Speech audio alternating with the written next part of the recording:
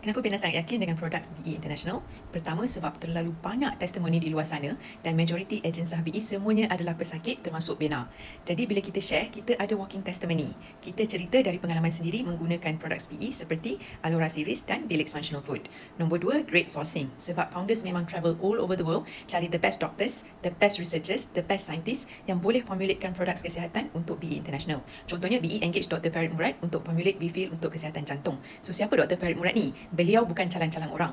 Beliau adalah Nobel Prize winner in medicine kerana penemuan nitric oxide untuk cantikkan saluran darah, dan beliau telah karang atau publish lebih dari 400 jurnal kesihatan. Shirutu pula diformulate oleh Profesor Soma dan Profesor Inagawa dari Jepun, dan Alora Series dengan teknologi far infrared pula oleh Profesor Emeritus Shimizu dari Osaka Prefecture University. Nombor tiga, terlalu ramai doktor dalam BE, lebih dari 1,000 orang. Doktor adalah orang yang sangat skeptikal terhadap supplements dan sebagainya.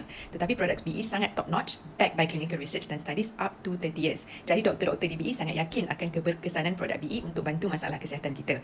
Nombor 4, BE sangat transparent about the ingredients, dari mana the ingredients came from, dan clinical studies of each ingredients and how they work together synergistically untuk bantu masalah kesihatan kita. Jadi tak perlu sanksi-sanksi lagi. Produk BE insyaAllah selamat untuk kita konsum kerana ia bukan ubat tapi functional foods dan wearable garments Alora juga. InsyaAllah boleh membantu masalah kesihatan kita. So nak dapatkan yang original, please klik link di profil Bena.